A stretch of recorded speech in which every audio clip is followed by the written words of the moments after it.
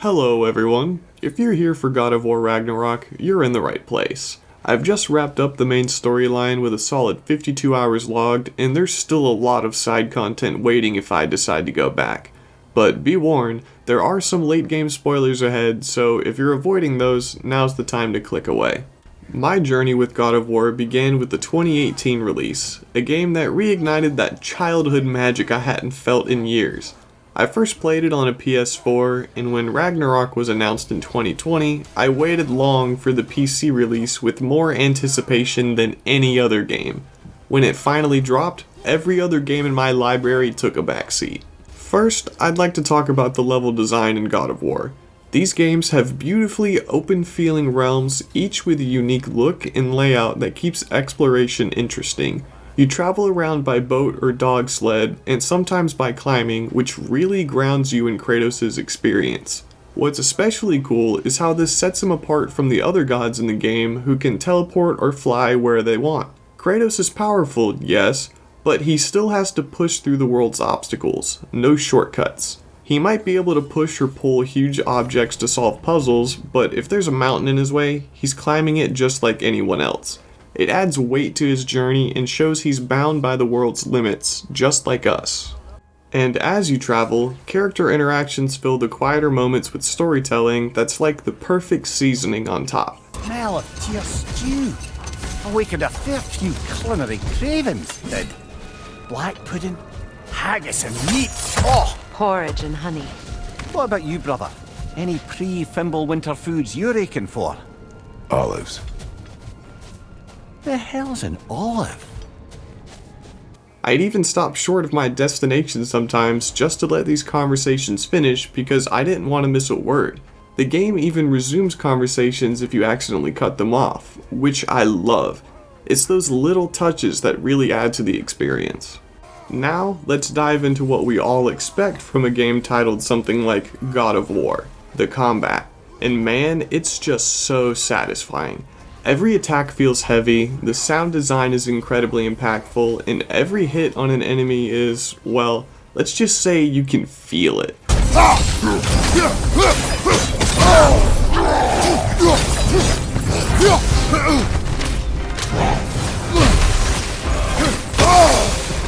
But it's not just about brute force. The combat is strategic.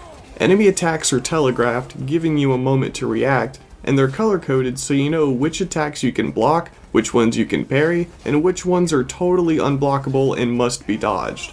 On top of that, some enemies launch big area of effect attacks that keep you moving around the battlefield so you can't just stand in one place and tank hits and deal out damage. Once you get comfortable with the mechanics, combat almost turns into a dance. Switching between blocking, parrying, and dodging while managing your own attacks and abilities creates a flow that's incredibly rewarding when you get it right. It's that mix of tactical planning and quick reactions that makes the combat feel so dynamic. Speaking of variety, the weapon system is a masterpiece.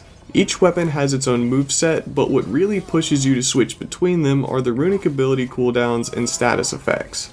If you stack enough frost damage with the axe, switching to the fiery blades deals extra damage, encouraging quick weapon swaps in the middle of combat. And then, about halfway through the game, Kratos gets a brand new weapon, the spear. May it be wielded with wisdom. May it be put down when its job is done.